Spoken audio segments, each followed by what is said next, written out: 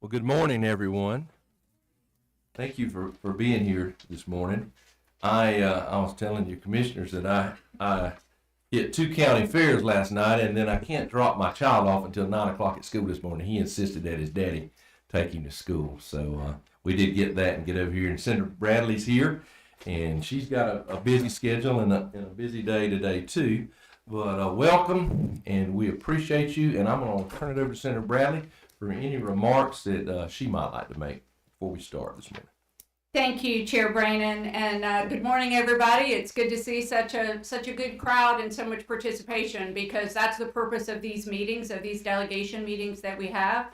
I'm Senator Bradley. I represent Senate District 6, so that's Clay, Baker, Bradford, Union, Columbia, Gilchrist, and the northern half of Alachua County.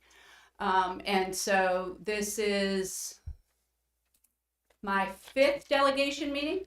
And like previous years, what you see when you travel through the district and listen to elected officials, community groups, community leaders, you see themes emerge about pressure points, issues that are kind of affecting our region, our parts of the state. And that really is very good guidance. A lot of bill ideas, a lot of work that we do is born out of these meetings. So if you're here and you have something on your mind, please fill out a speaker card. Please come up and let us know, because chances are you're not the only one with that concern. We've probably heard it other places as well, and it's very instructive for us.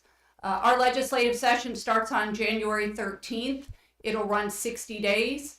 The only constitutional obligation we have during session is to pass a balanced budget. And we will do that. It took us a little longer last year. We went 105 days instead of 60 because we were arguing. Yeah, we were arguing. We were. It was pretty contested. Not me and you. No, not. Of course not. No. But the ideas were being. There was a competition of ideas, which is the way it should work. And if we're going to stay an extra 40 days last session, let it be about how to reduce taxes and how to reduce the burden on Florida families. And that's exactly what we did, and we ended in a great place. I suspect those discussions will continue this session. There's a lot of talk about property tax reform. So these meetings with tax collectors, property appraisers, counties, throughout the state, but especially the counties that Brayden and I represent are a lot of fiscally constrained counties. This session is going to be incredibly important for us, for everyone in this room. And we want to have the feedback and that conversation as we go forward. So thank you for being here. I will continue the next session in my role as chair of the Regulated Industries Committee in Tallahassee. I'm also the vice chair of Higher Ed Approps. Regulated Industries is just what the name suggests. It's the committee that governs Florida's highly regulated industries. So utilities, gaming, alcohol, condos, those sorts of issues. I also sit on 6 other committees. So our committee weeks have already started, even though session doesn't start till January. We're already kind of in full gear. I would encourage anyone, as from now through the end of session, if you hear bills, if you hear ideas that you think are very concerning, or bills that you think you guys really need to do that, because that would be really helpful. That would help my business. That would help our schools. Let us know. With the caveat that almost 3,000 bills are filed and a couple hundred pass. So temper your both your anger and enthusiasm as you hear those, because actually very few of the bills that are filed pass. So it's very. Tallahassee is a process that's not designed to get to yes often. It's a process that has a lot of opportunities to get to no. So the really good ideas need to have some wind at their sails. And so, but anyway, I'm blessed to have a partner in Rep. Brannon through the last several years. And this is his last session in Tallahassee. And I just want to take this opportunity to thank you for being an incredible partner and just a man of such integrity and hard work for your county. So it's been an honor to work with you. Thank you, Senator. Lots of great points you hit on. I'll be real quick, and then we're going to do a prayer and the pledge. But my legislative aide Jason is here, and Quay, where's Quay? Quay's back there, and my secretary Elisa's back in Lake City at our main office. I've had good fortune in my 7 years. I'm not going away yet. I'll be here till next November, but this will be our last session in the spring. I've had the opportunity to chair gaming regulation. I chaired criminal justice and public safety policy, and then for 2 years I chaired justice appropriations, and that's the money that funds our prison system, very important to our counties here in this area, the court system, the Florida Department of Law Enforcement, the Commission on Offender Review, lots of things. So I learned a lot in those 2 years, and then last year I got elevated to having the pleasure of serving as the Judiciary Committee, which we have subcommittees and we have main committees in both the Senate and the House. The Judiciary is one of the I guess 8 or 9 main committees, and I will be chairing that again this year as we continue through these committee weeks and into the session. I also sit on the big appropriations committee, the Commerce Committee, and a security and threat assessment committee for the state. So busy time coming up, and we're looking forward to it. I was looking back, and I don't want to go through this whole thing, but when I came and brought the check the other day to the commission, I had filled out this little card here, and my writing's all sloppy. I can't read all of it. But since Senator Bradley, and y'all know I became your legislator in 2023 because of redistricting, I had Baker, Columbia, Hamilton, Suwannee, and a portion of Alachua County. And with the redistricting, I lost Suwannee and Hamilton, picked up Bradford and Union, and more of Alachua County. I basically have everything north of the city of Gainesville now. I have Waldo and La Crosse and High Springs and Alachua and all those spots. But what we came up with, and we figured out in the 3 years that we have both, and she's had it longer than I have, had this county, that we've been, I say a blind hog, I always tell the joke, a blind hog finds an acorn every once in a while. Well, Senator Brad and I rooted around, and we were able to find so far, about $5 million for the city of Stark. But if we add all of the projects together for Hampton and Lottie and Brooker and the city of Stark and then the county, including road projects and water projects, I'm talking about the millions of dollars to go for the lines going out to the bypass, courthouse renovations, money for the sheriff's office for their statewide law enforcement radio system. I was shocked. That totals almost $53 million in the last 3 years for Bradford County and all the towns. So last time I get to toot my horn on that, so we're proud to do that. But guess what? Let's keep getting it while the getting's good. The bean counters and prognosticators say in years 2 and 3 out that the state's going to be down. We're not going to have big surpluses like we've had. And so we're going to have to tighten our bills. And we started that process last year. And that's only an exercise in laying money aside. So when if it's true, and who knows if the prognosticators are correct, still at this point, when the money comes in every month, it's always a little bit more than they predict. But they say that's going to happen. So we don't want the cuts when they do come, if they're right, to be so drastic. So we have laid a lot of money aside. But I also tell the joke,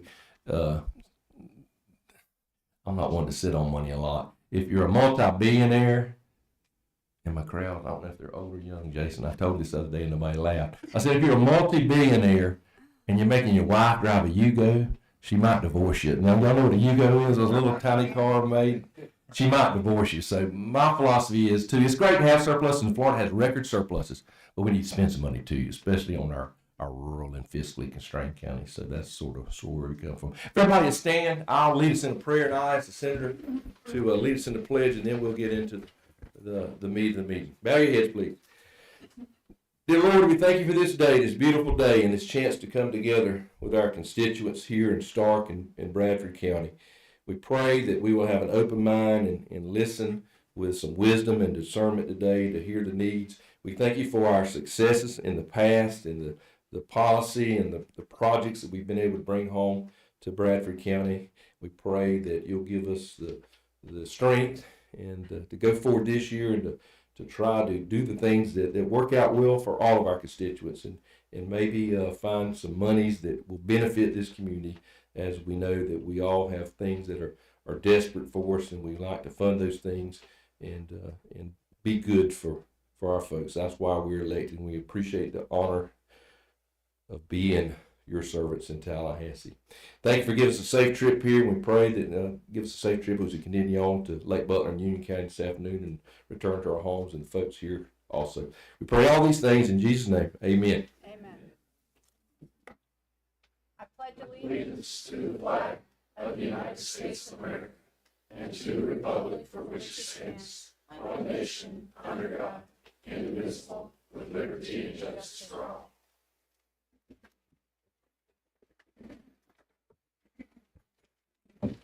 All right, we will begin with our elected officials, and I'm going to.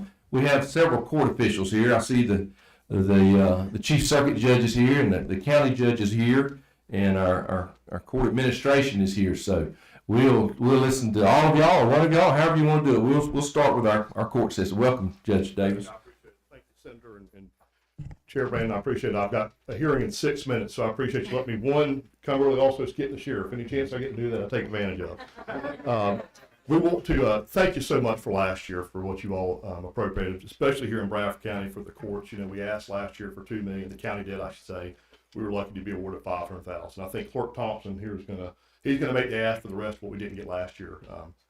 Along those same lines, we've started the planning phases. His office is first. We've had several meetings, a lot of coordination between the state courts, our local court system, and obviously the courthouse folks here. So thank you so much for that. I've also got Chief Judge William Davis is our new Chief Judge. I'll tell the story real quick. When I got elected, my first year, Chief Judge Davis was the felony judge here. And he had this big capital murder case. They were summoning jurors. It involved DOC, and so you had 3 days of jury selection. And they summoned, I think, half the county for jury service. And he wasn't letting anybody off jury service. And so I'd see people in Walmart and Winn-Dixie. I'd say, why aren't you letting me off jury? Well, it's not me. Well, it's Judge Davis. It's got to be you. I said, no, it's that other Judge Davis. That me one from Gainesville. Don't hold on me. The white-headed Davis. That's it, right? That's it. So I know he wants to speak just a little bit, but again, thank y'all so much. And then the clerk, I guess, will finish it. And same thing I told you last year. Come watch court. Come watch a trial. Come watch a felony doc with Judge Cole. Come watch a misdemeanor doc with myself, or domestic violence with Judge Wright, and see kind of what we're asking for and why we're asking for it. Chief. Thank you, County Judge Davis. Welcome, Chief Judge Davis. No relation, but if you have any complaints, send them to Tatum Davis. If you have any congratulations, good news, send it to William Davis, okay, just to make that clear. On behalf of all the judges of the 8th Judicial Circuit, I want to sincerely thank Senator Bradley, Chair Brandon, for all the work you've done to support our system of justice, the courthouses. They're coming along great. I think you can probably see some of the improvements that have already been made in Bradford County. I won't be able to be there at Union County this afternoon. I'll apologize in advance. My sister's coming up. I don't get many times to see her, but I want to see her. But I want to thank you on behalf of Union County as well. I know there's been a lot of improvements there. The roof's not leaking anymore, little things like that, and they're doing a great job over there. But it's only because of your efforts that we're getting there. So on behalf of everybody, I want to thank you both. Thank you, sir. We appreciate it. You're out of money when you get to this afternoon. You spend it all here in Bradford. Well, last couple of years, Union's got a pretty good cut too there. This is our year. Between the sheriff's office, sheriff, I'm talking about Union Sheriff's Office and the courthouse, they've gotten about $16-17 million over there, so they've been very successful. I do want to thank Judge Davis. Are you the income or are you? Income. What's the cap? The Cox County Court Judges, sir. Right. Conference. I just want to tell the Bradford County folks that he does a great job. He having to do his job here and come to Tallahassee sometimes to advocate on behalf of all county judges in Florida is a tough job, and it's a tight schedule when you got dockets here and you want to go up there and testify for committee to make things better for the court system. He does an excellent job. We see him up there, and our office sometimes is a home away from home, and we welcome him and his wisdom in Tallahassee. So we appreciate your Bradford County judge. And all our circuit judges too. What about your clerks? Wait a minute, how did the clerk get up here? I hadn't called that clerk's name yet. It's about the same. Welcome, Denny. We're glad to have you. I just want to say thank you for the $500,000 appropriation. That's got us. That took about a fourth of it to get us through the planning stages. It's very expensive. And we're going to ask for another $1.5 million, and it's going to be something similar like Stacy's courtroom or office over in Baker County. It's very secure. Like I said, those poor girls deal with the worst back there, and I have to go back there a lot of times and holler at people and tell them, calm down and drag them out of there. So we sure would appreciate it. We could, finish it up and get this thing done. Helps a lot. We'll work on it. We appreciate you. Thank you very much. Thank y'all. Thank all three of you. All righty, next up is our Sheriff, Gordon Smith.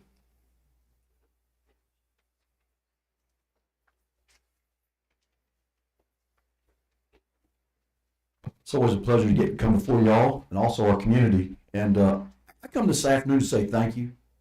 Really, I look back over the years. This year, I just celebrated 39 years in this job. As you know, you and I, Chuck, we started together a long time ago. I dropped my grandkids off this morning. You're dropping your son off. So I got thinking about that back there, because we know we got your son out here in the back. I got a young wife. Yeah.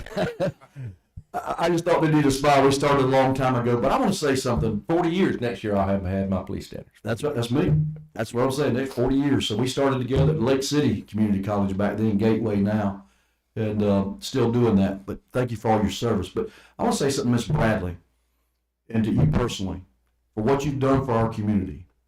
All jokes aside, all politics, whether what we believe in or don't believe in, y'all have always worked to do what's right, regardless of party, faith, or whatever it may be when people come to you for the ask and appropriations in these physically constrained counties.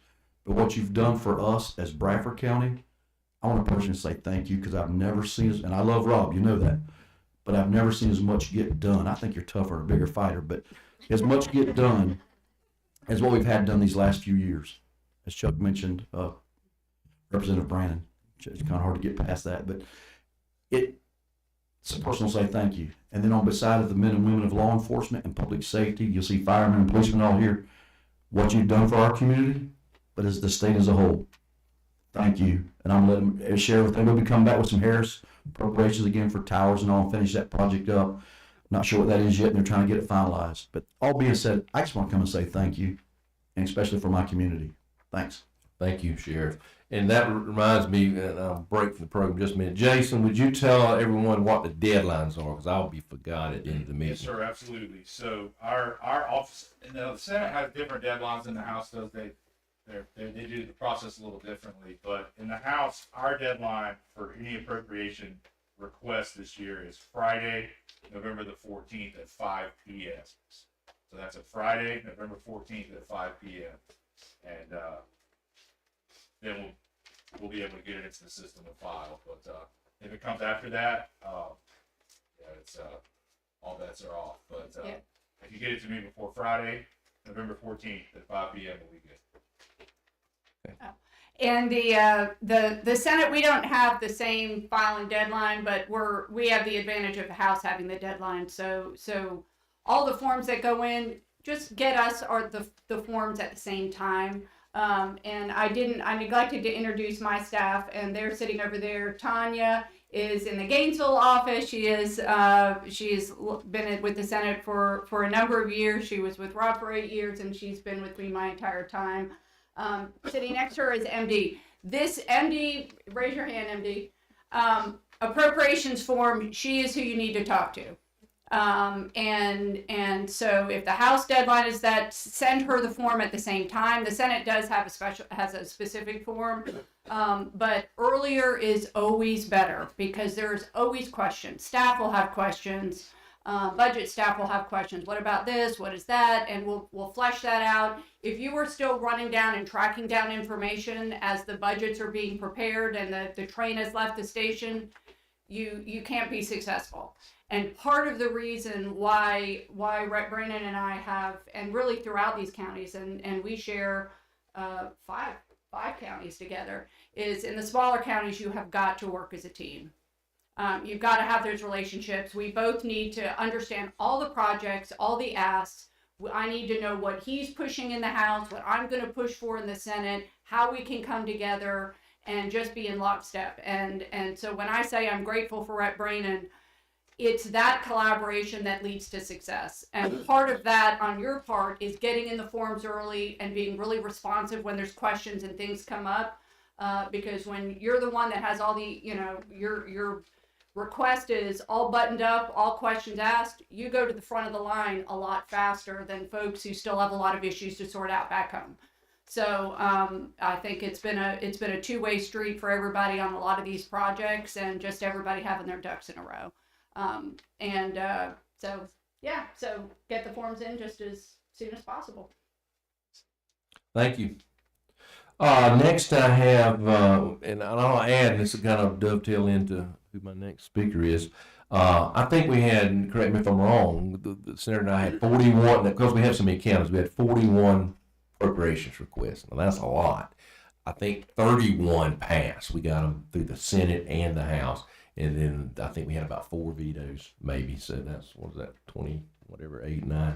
So that's a lot. That's a lot. Yeah. I have some roommates in Tallahassee that didn't get but 2 appropriations through. So we juggle a lot of them. So if you'll get that stuff in earlier, you can't put 40 appropriations in that last day, and that's why we kind of have our deadline and then the official deadline. Next on the agenda, I have, the reason I say it dovetails into this, his was one of the ones that got vetoed. I hate that. Come forward, John Williams with the ARC of Bradford County.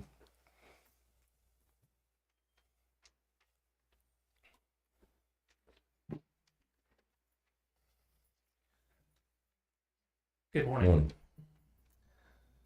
So my name is John Williams. I'm with the ARC of Bradford County. Chair Brandon, Senator Bradley, we're happy to have you here today. So I'm here on behalf of the ARC of Florida. I'm the Florida Council of Executives Chair with the ARC of Florida. I'm joined today. I have Summer Pfeiffer, who is the CEO of the ARC of Florida. I have Gary Bates, who is the chair of the ARC of Florida, the board chair. I have Mark Swain, who's the past board chair of the ARC of Florida. Mark is also the CEO of Alachua County, and Carrie is also the CEO of the ARC Jacksonville. So they're joining me today, along with, I have Chrissy Thompson, who is one of my local board members, and is Patricia still here? Patricia Evans. She had to step out. So she's also one of our board members. And I have a speech, so don't forget everything.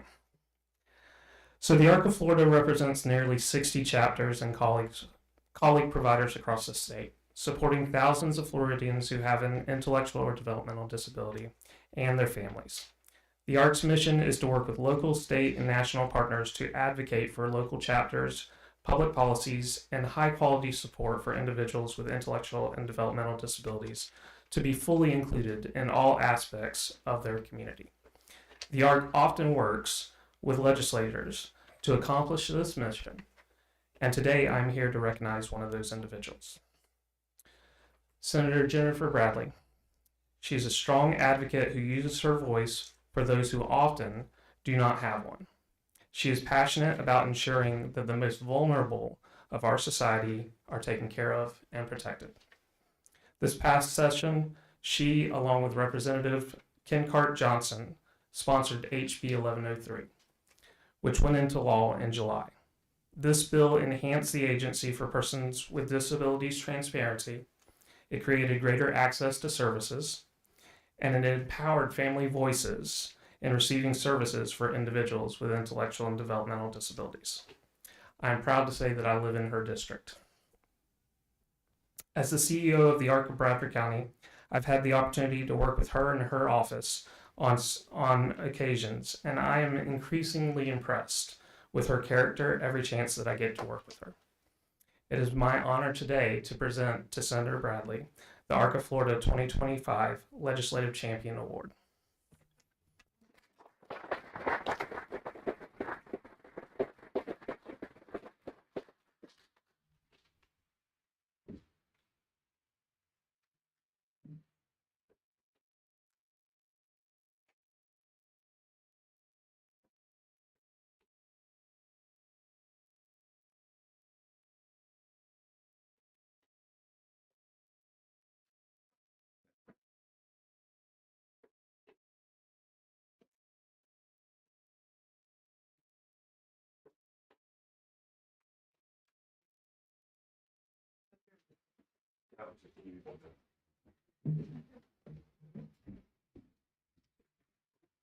Thank you both for your continued support. Thank you all. Thank you for what you do. I just want to just take just a second, just to thank y'all for being here. And thank you so much for that. That is so meaningful to me, because of all the work that we do, and there's a lot of disagreement but always keeping your eye on what's important. And there are people, and all of our families have been touched, most families have been touched, someone with an intellectual or developmental disability. And the organizations that look out for them and advocate and present their issues to us are invaluable. You really do just such incredible work. Families that are really vulnerable rely on you. And I just thank you, because it is difficult work that you do. I mean, I am grateful to accept this award today, but then I go home and you do the work day in, day out, week in and week out. And it is incredibly important. The bill we did last year will result in a new pathway for services for people on the wait list for the Agency for Persons with Disability. APD has a very long, unacceptably long wait list. And this bill provides an outlet, a way to get new services or get back on the waiver to get the services. So it was a very important bill, and I thank you very much. Congratulations. Well deserved. We both think a lot of the ARC. I'll tell you how much I think of it is sometimes as legislators, we get called to do some strange things. And for 2 years, I did Dancing with the Stars, if you can imagine that, on behalf of the ARC. My wife collared me into that, and forget it was what's the 1940 song, In the Mood? That was our dance in 1940. Anyway, didn't get hurt myself. I survived. Thank y'all. Thank you for what you do. Next on the agenda, we have, is there anybody here from the city of Hampton? I don't have a trophy for you, Senator, but I have a t-shirt. Yay.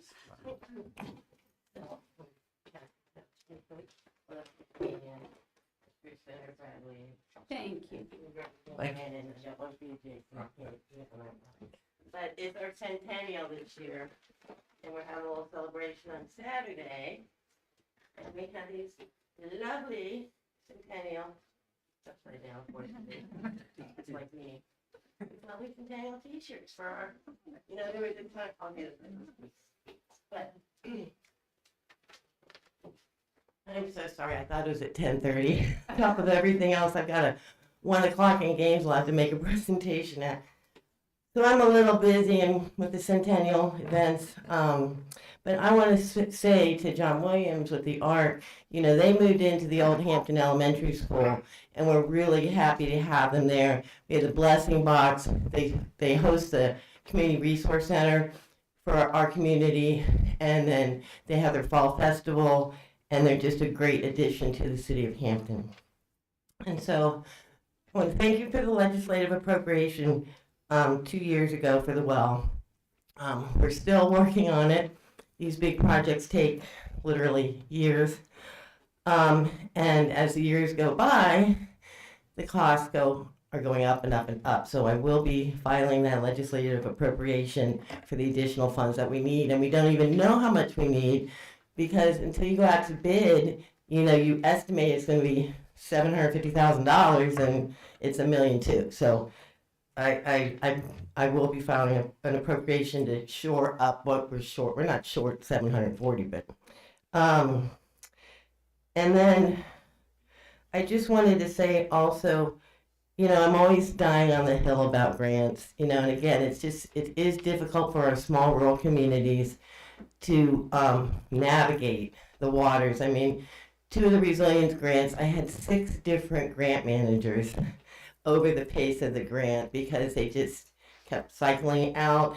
And, again, like with our Hampton Villas project, we estimated $225,000 for drainage, and the low bid was $309,000. Fortunately, we were able to work with DEP to get that additional funds because, as far as property taxes go, I know that might be an issue in this upcoming session.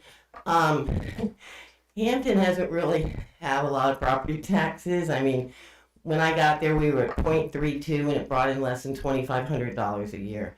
And even now, we're at 2. And I think it brings in less than $25,000 a year, which is nothing. And that's why cities like Hampton depend on grants and legislative appropriations, especially when it's in regarding to our potable water system. Well, the good news is that Hampton had 0 findings on our audit last year. It only took me 10 years to get us there. And then again, it's our centennial celebration, and I'm about glad it'll be over Saturday. It's just kind of a community event, but you know, we don't have service organizations, so I've kind of been doing it all. And I'm about exhausted. But I want to thank you again for our prior appropriations. We are now just now amending that to include the changes in the different costs in engineering and design and construction. So thank you for everything you guys do for us in Tallahassee. And now I have to go to my next meeting. Thank you for the shirts. All right, now we'll move to the county commission.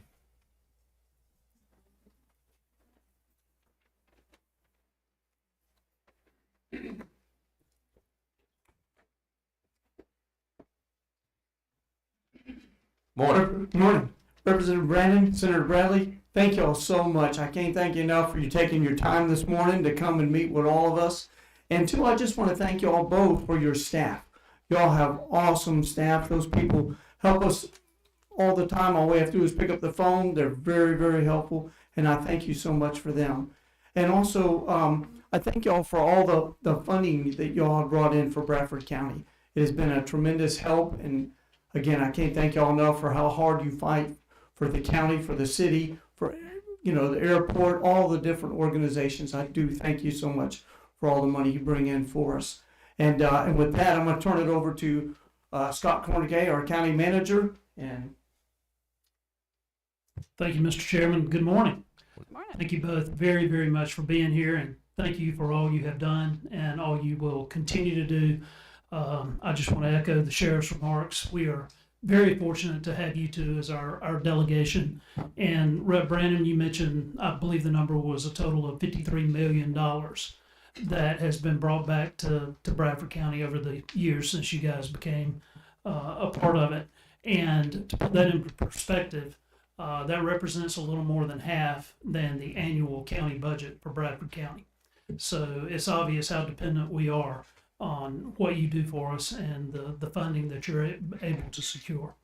So having said that, I want to jump into, you have a palm card in front of you. This is hot off the press. We just got it done earlier this week.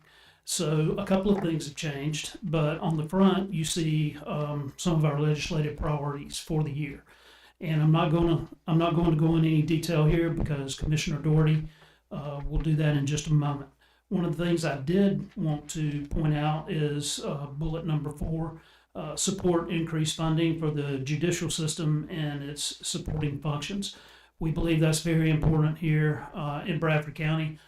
Judge Davis and the Davises do a wonderful job, and we need support to make their jobs easier, which dovetails into the additional funding for the courthouse improvements. You were generous enough to get us about $500,000 last year, and we need an additional $1.5 million to finish the job here at the courthouse.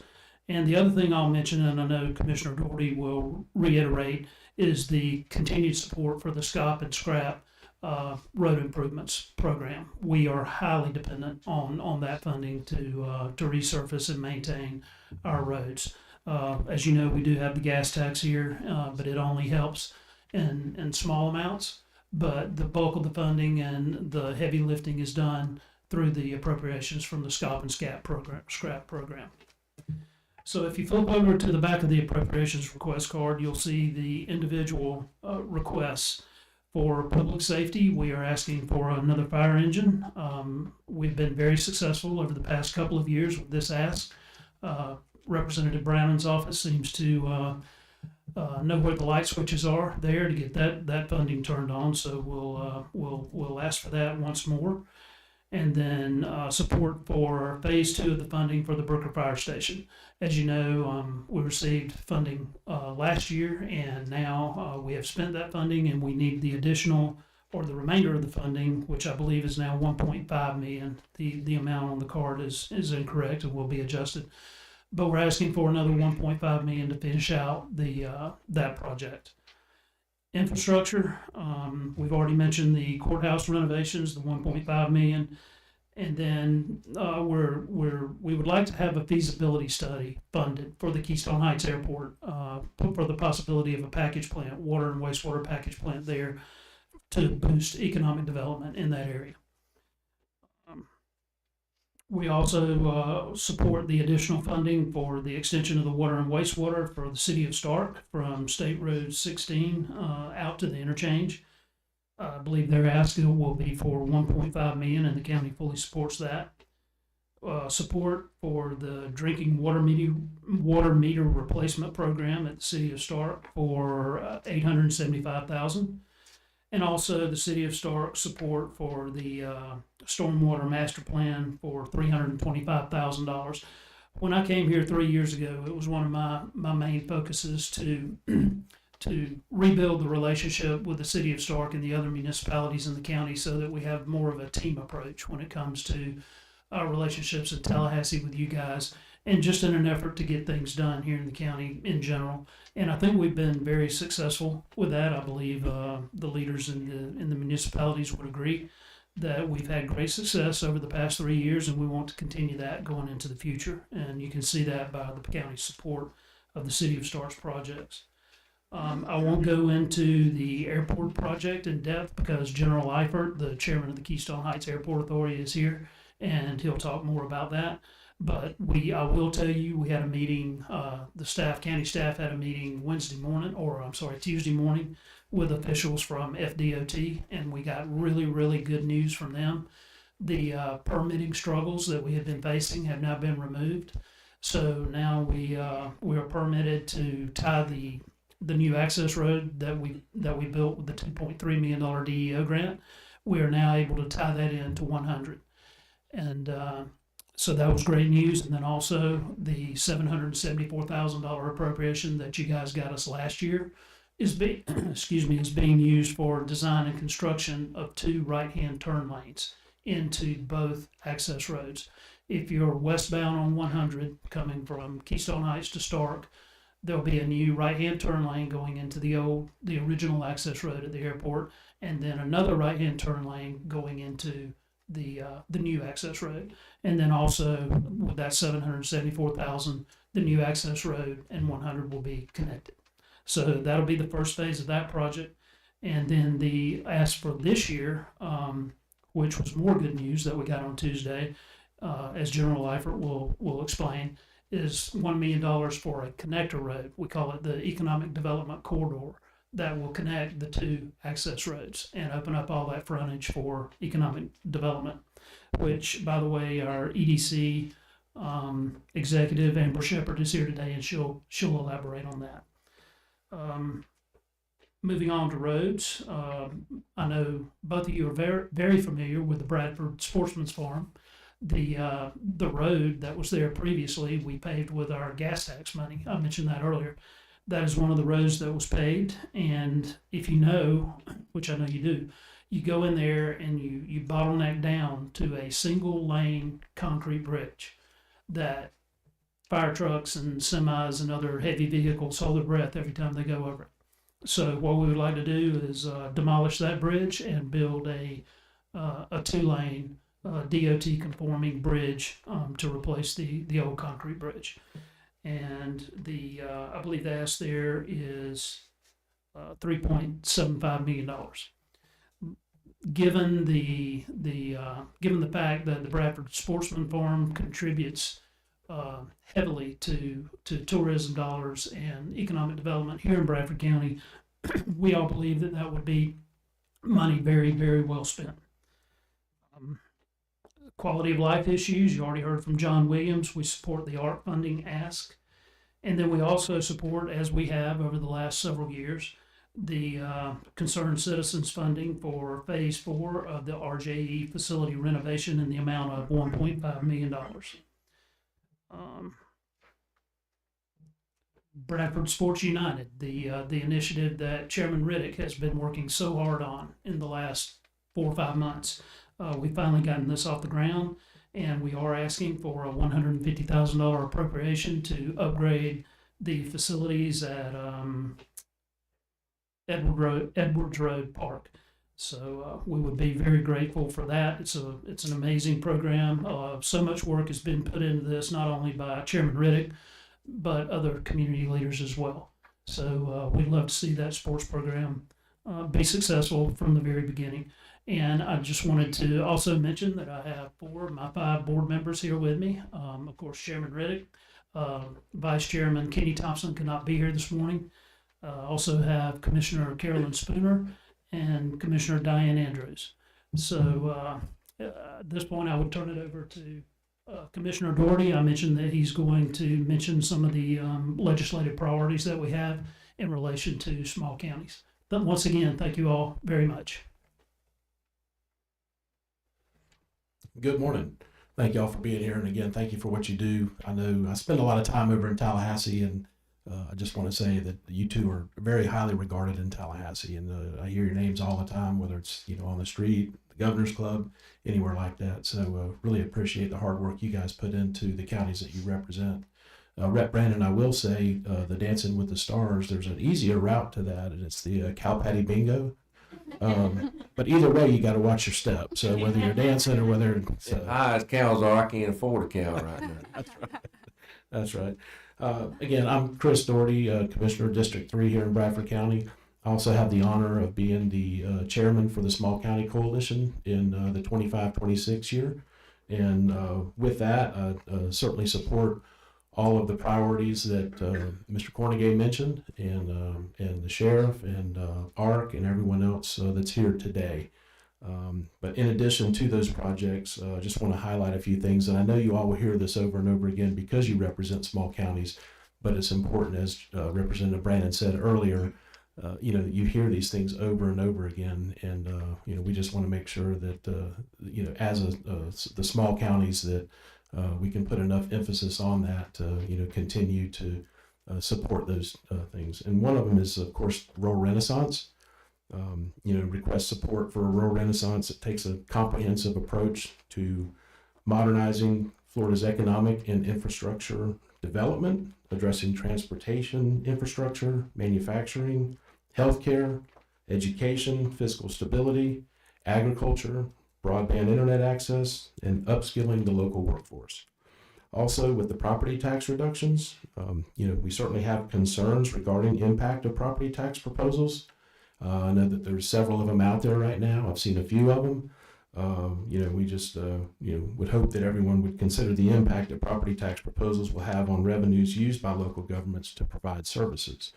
I've said a couple of times that, it sounds very much like the free ice cream proposal. Everybody wants free ice cream, but we all know that somebody's going to have to pay for it. So we just need to figure out through all these proposals, how are we going to backfill to be able to provide services for the citizens in our areas.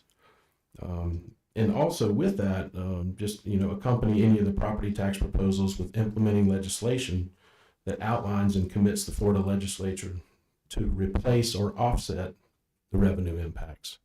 So certainly, if there's a change in the administration, however it's proposed and however it comes through, we just want to make sure that if there's anything that's said during that point, that this is how we're going to backfill it, but we just want to make sure that they are able to stick to that and that we're able to continue to get the funding that's needed.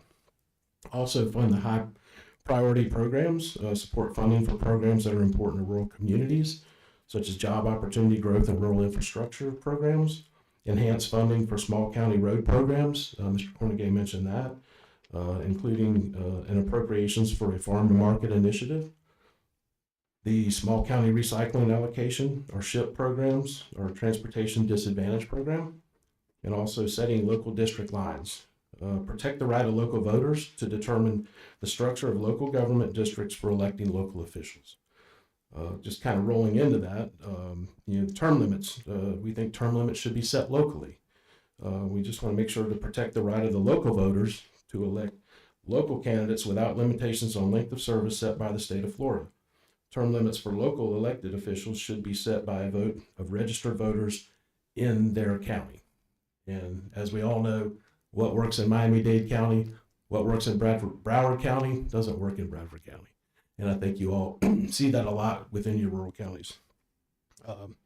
The solar facilities, Senator Bradley, I know with Senate Bill 200 requiring decommissioning, you've been very involved, with the solar bills and facilities, but we just want to make sure that, whatever local impacts that are related to solar facilities, that we address those. Certainly, again, the sheriff mentioned law enforcement funding. I won't just say law enforcement, but also just public safety in general. We certainly appreciate what you all have done, for fire and rescue with our fire engines, and then also, with the sheriff's office for continued funding, and also for them to be able to, through the governor and the appropriations, be able to, get our deputies to where they can make a comfortable living. And then lastly, just consider changing the physically constrained distribution. Florida Statute 218.67 to incorporate changes in the distribution formula, taking into consideration the increased cost and revenue growth rate factor. Consider changing the funding source to provide more stability. So that's all I have. I have another event to run to myself. I do apologize to my fellow commissioners for jumping out in front of them. But with that said, again, appreciate y'all very much. Safe travels, and look forward to working with you. Thank you. Good. Let me just make one comment on one of the points that you raised, which I think is very important with regard to property taxes. And that is the fact that oftentimes when there is a change on the property taxes have to be amended on the Constitution. So why are all these changes and amendments on the Constitution? That's how they have to be done. They have to be done through the Constitution. We can't just pass a bill and change property tax. So what you'll see is there'll be a bill to place the issue on the Constitution. And then the legislature, what we do is we do what's called an implementing bill. We do a bill to implement those changes into law. I've been in contact with the Small County Coalition, with our fiscally constrained counties. That implementing bill usually contains a provision, or has historically contained provisions, that will hold the fiscally constrained counties harmless. Basically, the state, through its general revenue, will backfill those monies that the constitutional amendment reduced. Okay, but just recognize where that puts fiscally constrained counties should a property tax reduction happen. Because to your point about making sure that there is no mechanism in Florida law that says, that binds future legislatures to make those payments, to continue to backfill those amounts every single year. So we can do an implementing bill, and we can say that we're going to hold fiscally constrained counties harmless. We can make that payment, but what happens 5 years down the road if there's a shortage? There is a certain amount of give and take, and there's no guarantees into the future that those monies come. I believe that there will always be legislators like Brandon and myself who are going to advocate for fiscally constrained counties and make sure that money comes. But once that control is gone locally, the fiscally constrained counties are in the position of asking for that every single year in Tallahassee to make sure that those monies come back. So it's a good thing, but there are no guarantees in life on that. Mm-hmm. That's my only point. Gotcha. Again, a request from small counties. Of course. Thank you all very much, and again, thank you for your time. Thank you. Thank you. Thank you for your representation for all the counties. I just want to take 30 seconds, Commissioner Spooner, Chairman Spooner. There's a saying in the book of Isaiah in 52nd chapter that speaks to how beautiful are the feet on the mountain of those who spread the good news. And I just want to thank you, Senator Bradley and Representative Brannon, for the good work, the good hands that you have provided to Bradford County. Your feet, your teamwork, your hands are beautiful to us because you brought us good news of all of the projects that we have asked for. And one that was near and dear to my heart was the RJE modernization project, which we got funding for this past year. And I just did a holy dance and the thank you. But I just wanted to say thank you for the good work that you all do. You are our feet, your beautiful feet on the heels of Tallahassee, and thank you for your good work. Good morning. I'm Diane Andrews, County Commissioner, District 5. Must be the shortest one of the group, too.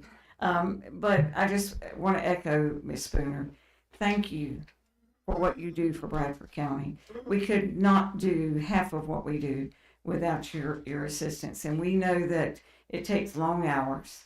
It takes getting out among the people and talking to the people, and many long days that you guys have to work that that provides us with the funding that you have. So I just want to just tell you deeply from my heart, thank you so much for what you've done for us.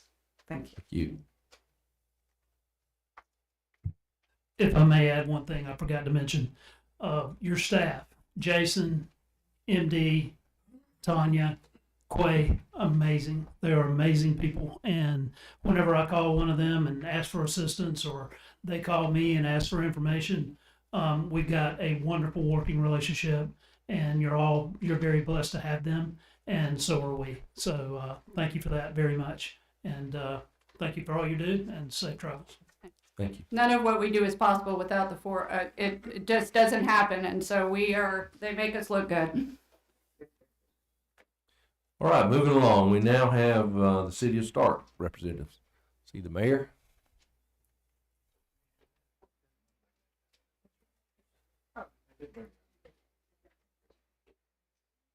Morning. Welcome. Good morning, sir. How are you? Representative Brandon, Senator Bradley, thank you very much for your time. It's an honor and a privilege to present to you.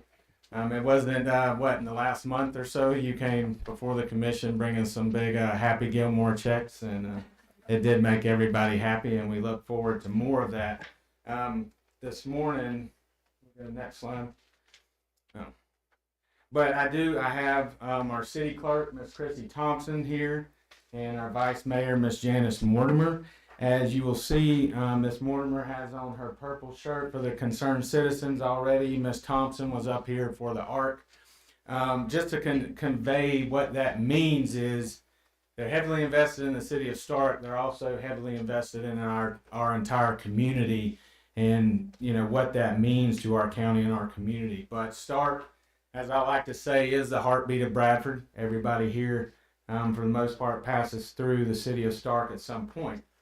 Just to go into some more of what Mr. Cornegay went into earlier on the city of Stark, and City of Stark, Bradford County, and the state are already partnered together, heavily invested in this project to extend water and wastewater utilities to the 301 bypass. Okay, so out State Road 16.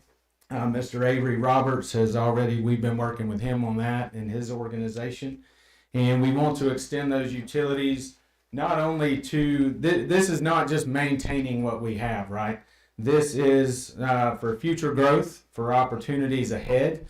If you're familiar, obviously you are familiar with the City of Stark and Bradford County. When you look at the rest of the areas around us, they have grown exponentially, okay? This is somewhat of a result, in my opinion, that you had more forward planning in the past to look forward towards that growth, whether it be by forced growth. You've seen a lot of that in Clay County, Duval County, St. John's. We did not get that so much, but due to where we're at and due to the corridor of 301 coming through, 100 going east to west, we are going to get more of that growth. We want to get ahead of that growth and to be able to manage it and provide opportunities to not only our citizens, but future citizens here. So to get into that a little bit more, this is effectively, let's call it a $20 million project. City of Stark has committed to taking point on that with the support of the county and the state, obviously. So it is vital that we get appropriations and more support from the state to help grow this. This will go towards our existing water treatment plant. That was a $40 million project, okay, that's already underway. City of Stark is heavily invested in that. Had the USDA work with us on that, so that is ongoing. So this will loop into that. This will provide for looping our system. if you're familiar with the systems, if you're just sending water out and it's dead ending, or even with our sewer, it becomes a more sustainable system, easier to maintain, and providing providing for future demands when we loop that in, okay? We have a lot of aging water pipes. We have water meters that need to be replaced. We'll get those online where it's more effective and efficient to do that.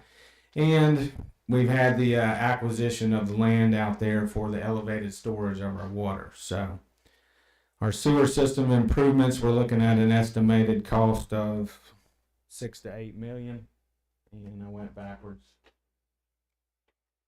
Okay. So as we stand right now, the water system improvement design has been completed.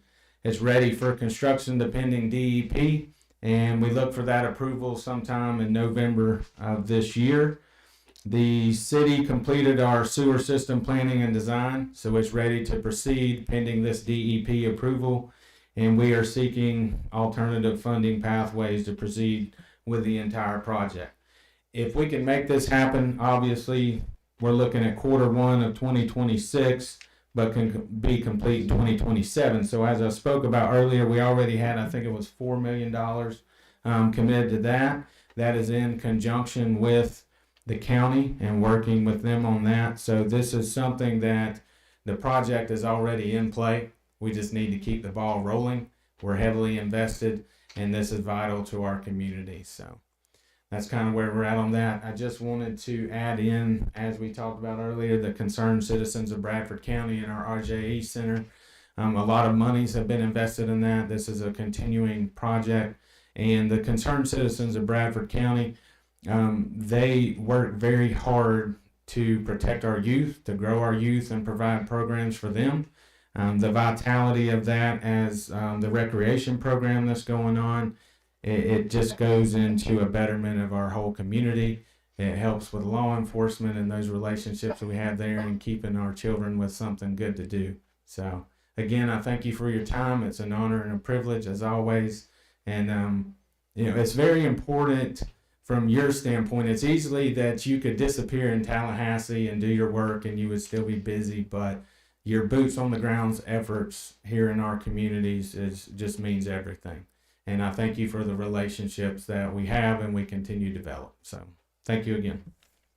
Thank you. Can I ask a question on the RJE? Tell me about that 1.5. What's the vision for that? What's the what comprises that? And I know they're going to present earlier. Oh, they are further down on the agenda, Gotcha. so I don't want to We can hold the answer till their then. time. Yep. Yes, Thank ma'am. All right. Thank you again.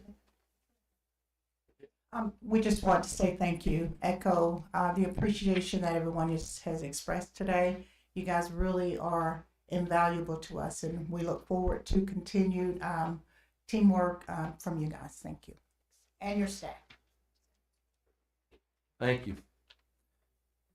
Thank you for what y'all do. I think we're about, $4.5 million into that water project, appropriation wise, so I said we're about $4.5 million, it looks like appropriation wise into the bypass water. We'll keep working on it. Thank you, sir. And that big $20 million project, we just want to keep it rolling. Yes, sir. Next, I'm gonna, because people have some other commitments, I'm gonna move up Brooker next, the town of Brooker.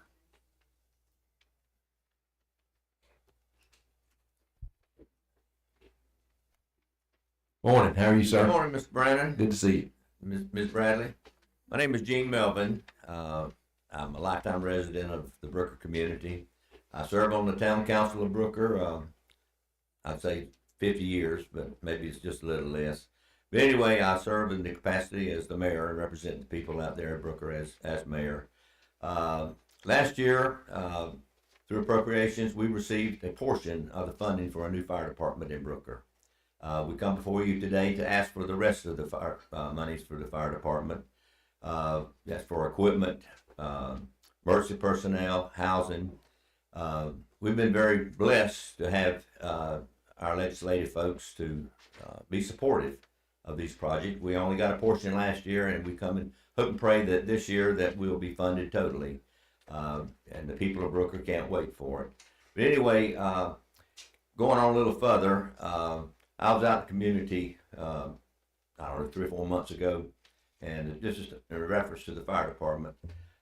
Went to a lady, Bradford County Board of County Commissioners, talked about a fire assessment tax to help pay for some of the funding that's going to take to operate these projects. I went to a lady's house, older lady, and she told me, she said, Mr. Melvin, she said, you're wasting your time. I am not supportive all for a fire assessment tax. If there was a fire department here in Brooker, I might lean toward it. I said, well, thank you, ma'am, for your time. 3 months later, she stopped by my farm, messing with some cows, and she said, Mr. Melvin, I owe you an apology. And I said, for goodness gracious, what in the world have I done? She said, right after I got through talking to you, a week later, I fell in my kitchen, had my phone with me, was talking to my daughter out of state, and I dislocated my elbow and my right shoulder. And she said, I picked up the phone, I made a call 911, and medical personnel come to Brooker to my aid. It took 25 to 27 minutes to get medical aid out to Brooker. And I felt like this has been going on way too long.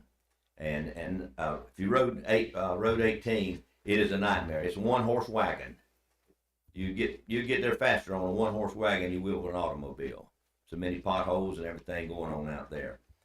At the ending of that, she asked me, she said, Mr. Melvin, she said, how long have you served on the Brooker Town Council? I said, 75% of my life. She said, well, that's a long time. She said, you fall in the same boat as a Chuck Schumer and Nancy Pelosi.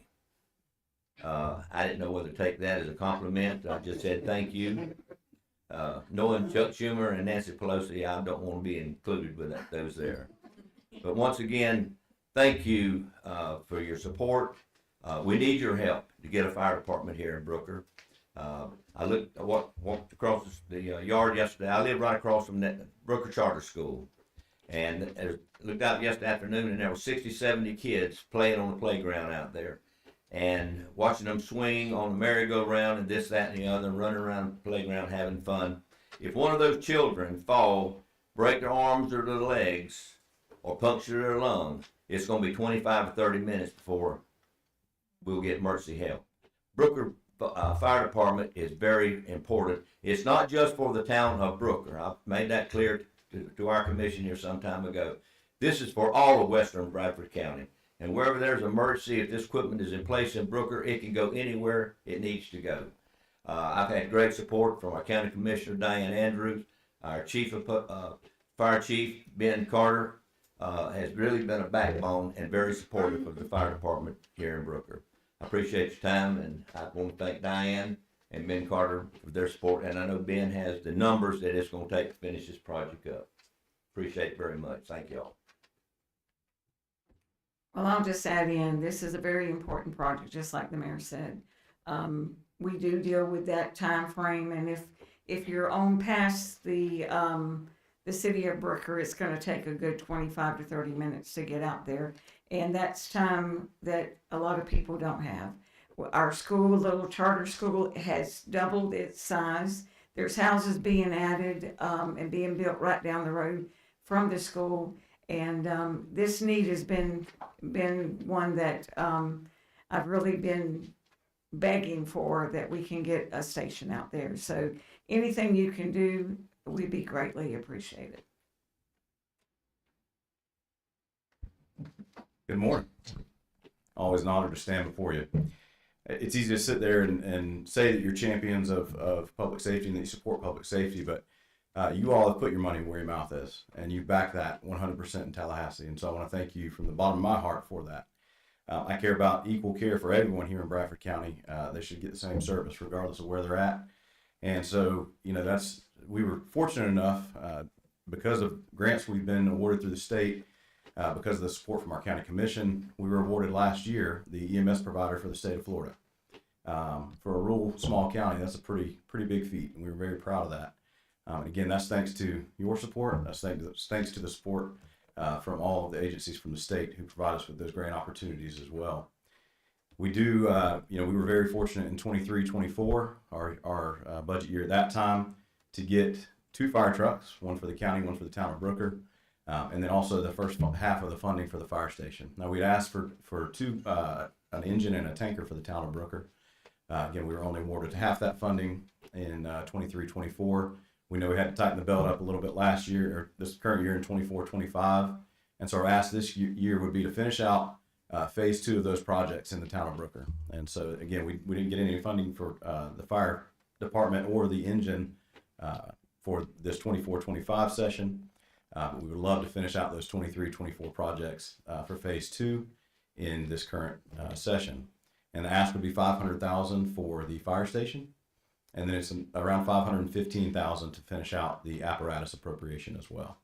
And that'll have an engine and a tanker, staff there in Brooker, and then that will finish out the project for the fire station also. We were very fortunate again to get those 2 fire trucks, and appreciate attending that push-in ceremony. It was a great event. We got some pictures of Jason up there in the driver's seat, I think, at one of those fire trucks. And so it was a great event. And, you know, Senator Bradley, thanks to the bill that you sponsored for the blue lights on the back of fire apparatus. That was a great bill. We certainly appreciate that from the Florida Fire Chiefs Association as well. Those were some of the first 2 fire trucks in the state to roll off the line with blue lights on the back. So I want to thank you personally for that. Keep our men and women safe out there. And just once again, I want to say thank you for being champions of public safety and not just making that a soundbite. That's something you actually stand behind. So thank you for that. So I have one question. So the 475 for the fire truck, is that one been ordered, or where we?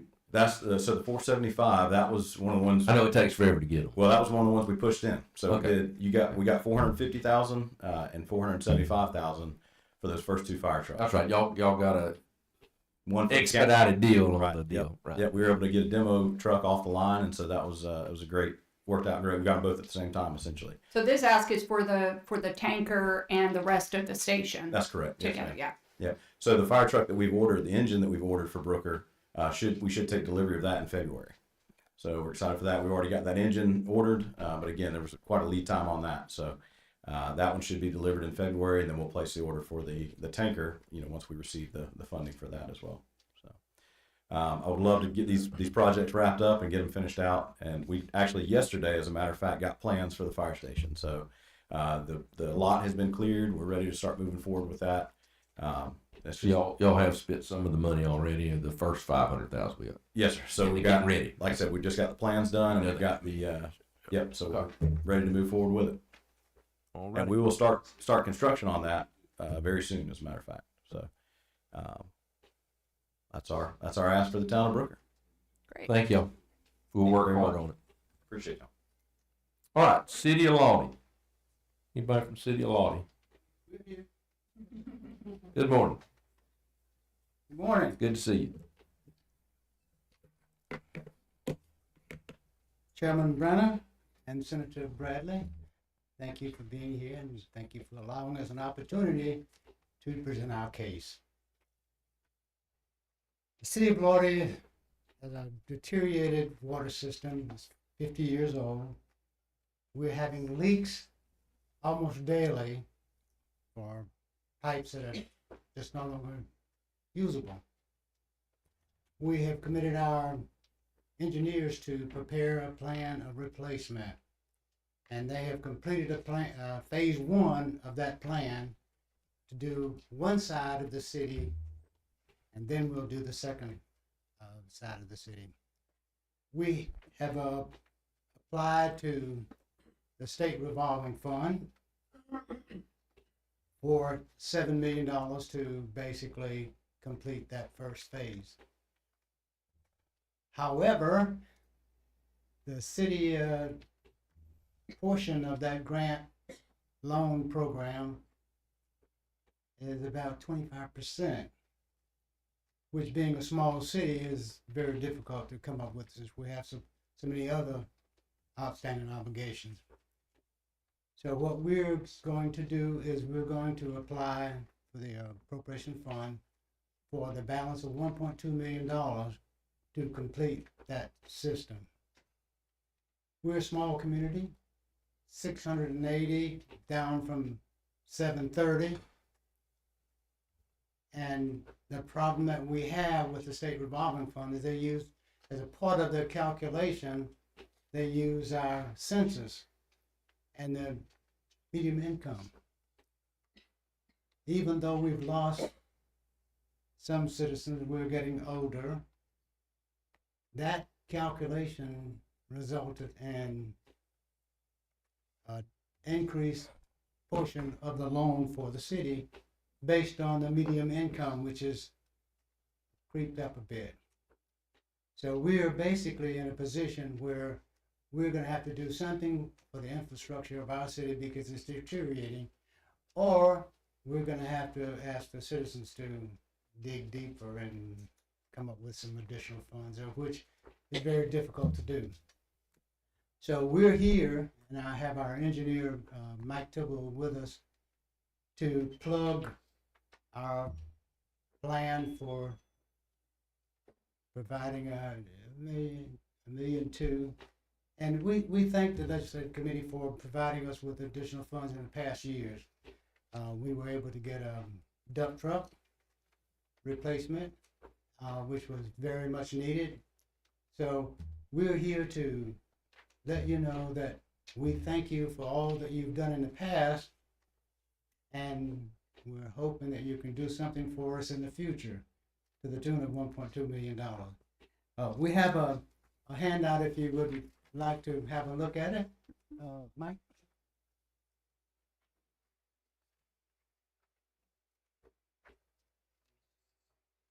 Thank you.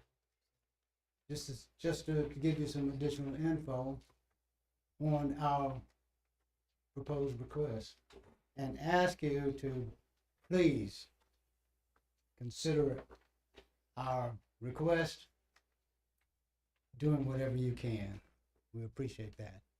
And with that, I have our Vice Mayor, Ms. Deborah Norman, if she'd like to say a word or two. Yeah, I just want to add to it, and thank you. It's a pleasure meeting both of y'all this morning. Want to add to that our Lottie Correctional Institute is on this particular side, the east side of 301, that I think they take about 40% of the water usage, so it's a vital important that we're able to be successful in this complete water project, so that in fact, I just learned from a mom a couple of nights ago that the initial water was done. My dad, which was the chief of police, Butch Jordan, which I know your husband knew him. At that particular time, Lottie didn't have a water system. And he actually would go around to the citizens to make sure that they would sign that form to be able to get the water. So I thought that was kind of cool to just now learning this. But we do want to say thank you for all that you have done for our county. And it's amazing hearing from all the different individuals today present of just how important y'all are to our community, to our county. And Lolly does need this. Thank you. Thank you very much. Thank you. Thank you. I would thank Jason for being so kind and working with me. Whatever we can do. Okay. Thank you. You know, everywhere we go, 50 years must be about the life of these systems, because like every town's got a. I know we were in Plenty the other day. It was theirs was the same We're a little more situation. staggered right now. It's like they're all, everybody's And you dig up into useful life. right. You dig up a street, you get under there, and you got these old clay water lines that are collapsing. So. All right, thank you. Next, we'll have the Keystone Heights Airport Authority. Good morning. My name is Jim Eifert. I'm the chairman of the board of the Keystone Heights Airport Authority. First of all, say thank you for the $774,000 that were allocated last year.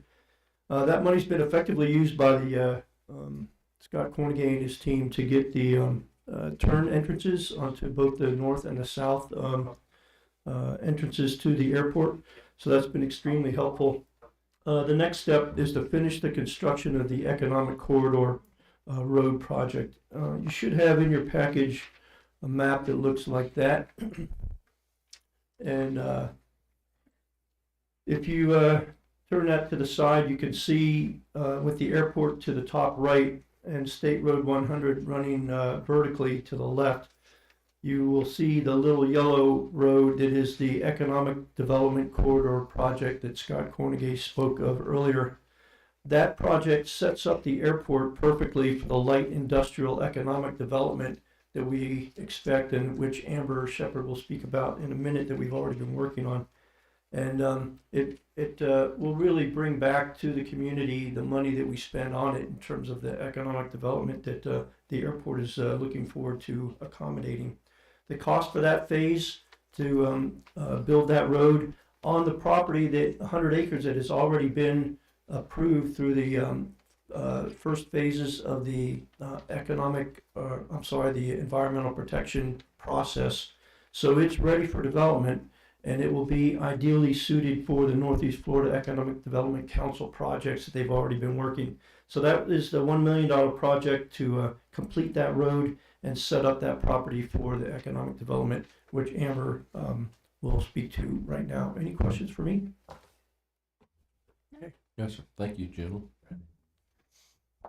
Good morning. Thank Morning. you for the opportunity to share with you about the Northeast Florida Economic Development Corporation and the work that we're doing. We're proving our concept here in Bradford County, but we do have a vision to be a regional economic development group. And as such, we are providing support to the city of Keystone Heights and the Keystone Heights Airport in conjunction with Bradford County, which works really well for collaboration, recognizing that the airport has in Bradford County alone about 1,000 acres of developable land and 2,400 acres in total, also spanning into Clay County. And so General Eifert sits on our board of directors, as does Marty Shaw, who's here in the room. I saw our chair, Derek Thomas, who also supports Clay Electric, was here as well earlier, but has stepped out. The beauty of listening to all of these appropriations requests is that in economic development, I see them all as an investment in economic development. In the year of 2025, just from January through September, we've taken in 57 introductory meetings for businesses. My background is in global executive management consulting, and so having that experience in business development, I've been putting that to work to bring introduction and awareness of Bradford County and the surrounding community. And that's led to a number of introductory conversations that have resulted in some very real potential projects coming to the area. One of which that we are working to bring to fruition is a 3-phase project that would eventually span close to 600 acres out at the Keystone Heights Airport. Phase 1 would be 100 acres, and we're looking to develop that economic corridor that General Eifert mentioned. That would be the first phase. Phase 1 would be a $400 million CapEx initial start with 600 jobs being placed in that facility that would be developed. And so this group would be coming to us based out of India, and the UAE is already very well established. And has a $2 billion US dollar valuation overseas. And with the existing tariff and administration challenges, they're looking to bring manufacturing into the US and looking to get their products into the US and have had significant roadblock and obstacles. And so by bringing manufacturing here, combined with the incentives offered by Florida Commerce and grant opportunities that are available, it looks like this could be a real project coming to the community. 600 jobs just in phase 1. That's phenomenal. So I'm very excited. It's emotionally, it's very emotionally exciting because it is a great opportunity for this region, and really all honor to God, because without him, like, none of this would be possible. But secondarily, a huge thank you to our legislators who really work hard to bring these things to fruition. And so thank you very much for the work that you're doing, and I realize that we will not be able to move forward without your support. So I will be reaching out to your offices for letters of support as we are bringing financing and these things together. That's just one project that we have coming to the community. We also have another establishment that is already existing in the community that is looking to build out an additional 100 acres on the rail to service other industrial uses. And so we have a lot of exciting opportunities that are coming. And all of this is in alignment with the Economic Development Comprehensive Strategic Plan that the county solicited and enlisted the NEF EDC to support in writing, which you'll have that in your pack, that spiral bound document that you have 77 pages of riveting economic development. Comprehensive strategy, go-to-market strategy, showing you how we're doing it, how we're reaching out, how we are bringing change, innovation, and opportunity to the community. So thank you. Thank you. Thank you. Thank you for your work. Thank you, General, for your prior service and your current service on the authority. Next, we've had the clerk already, so we'll move to Supervisor of Elections. Anybody here from the Supervisor of Elections office? There she comes. Next time when they have a herd come up like the clerk did, you just come on. Yeah, just jump in, all right? Well, good morning. I'll echo everybody else's good mornings, and thanks for being here, Senator Bradley and Representative Brannon. I'm Amanda Seifing, the Bradford County Supervisor of Elections here. I won't take up too much of your time. I just want to invite you and your staff. I know Jason stopped by before, but just invite you over to my office. We're just the next hallway over, and let you meet my incredible staff and hardworking, and let us show you how we do elections here in Bradford County. So I'll entertain any questions you might have. I think I'm good. Perfect. Y'all have a good day. Thank you. Thank you for coming. Next up is the Property Appraiser's Office. Kenny Clark. Good morning, sir. Good morning. Good to see each of you. Senator Bradley, Representative Brannon, thank y'all very much. Just want to say how thankful I am for y'all being accessible, you and your staff, to our office. We don't have to inquire with you very much and very often, but when we do, you're always there and you're always available. But one of the things I did want to say is to thank you both for pushing forth and approving the aerial funding for the district counties. I mean, it doesn't seem like a big deal, but it really is. And appreciate that very much. I think sometimes that goes unnoticed. But I saw Tim Sweat last night at the fair, and I saw him beeline over there to me. I said, "Man, you after me about some aerial funnies?" And I'm here to talk about hogs. Let's talk pigs. That's all he ever talks about anymore. It's his priority. Thank y'all very much, sir. Thank you, sir. Next is tax collector. Mr. Chairman, the tax collector has a pressing issue regarding the tax rolls, so she will not be here. She did ask me to extend to you her welcome, and thank you for being here, and thank you for your service. Thank you. Tell her we appreciate her. Next is the school system. Anybody from the superintendent's office or the school board? Okay. Last under public official category, we have the Bradford Soil and Water District. Thank you, and thank you both for being here and for all of the great work you do in our communities. We see what you're doing out there. I especially appreciate your support for the trash bill, keeping that out of our state parks. I remember when they looked a lot worse than they do now. I think Florida's made a lot of great bounds and leaps in getting a hold of environmental concerns, but we do have more work to do. So I just kind of wanted to highlight for you some of the things that Bradford Soil and Water Conservation District has been working on. We won't be asking for any money. We try to do a lot with what little we have. We're very thankful for the support of our county commission here for funding the work that we do. And we've been expanding that over the years to try to find more ways to cut costs for environmental concerns that have to be done or may not get done if we don't have the funding. To try to expand to have volunteers so that we have more reach in the county for what we're doing. And to try to bring awareness to our local landowners and local governments about issues that might be coming up. So we've been following, for example, the Springs Basin Management Action Plans. Once those are done with litigation and they're ready to be implemented, we're looking to partner with local groups who will be impacted by those, get word out to our local farmers who will have more restrictions, more reporting that they'll have to do to help them with that. My background's in landscape architecture and nursery. I'm a little bit more used to having my hands in the dirt than being here. But I do appreciate the opportunity to serve in this capacity, even as an unpaid elected official. I think we have the opportunity to do a lot of good work in our community. So we're looking ahead at next year with our annual planning at expanding what we're doing for invasive species removal, for water quality monitoring, and some other exciting projects. We've had some legislative challenges in the last few years with folks proposing legislation to get rid of or reshape our local boards.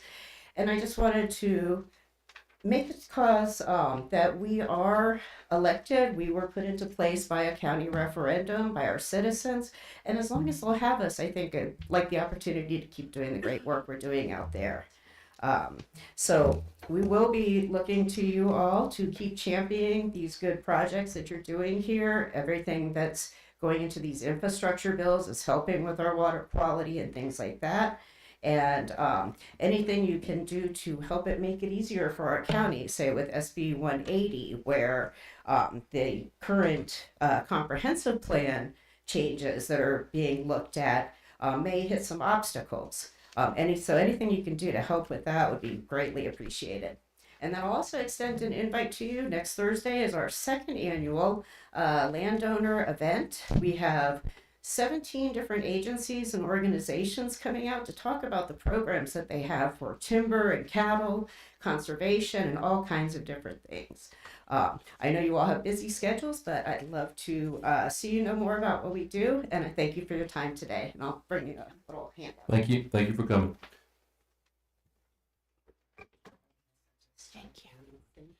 Thank you. All right, we're going to take before we go into public presentation testimony, we'll take a 5-minute break.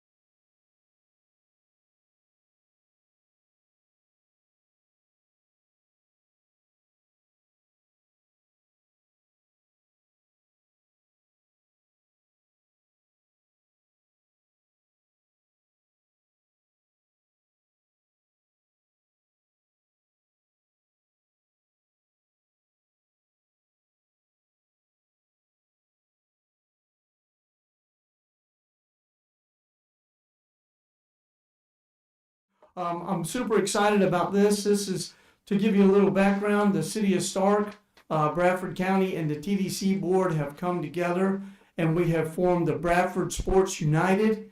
And what our goal is, we're trying to improve the sports that we already have in the county, but also bring in sports like flag football, soccer, those kind of sports. Our citizens are having to travel to other communities, other counties to play those sports.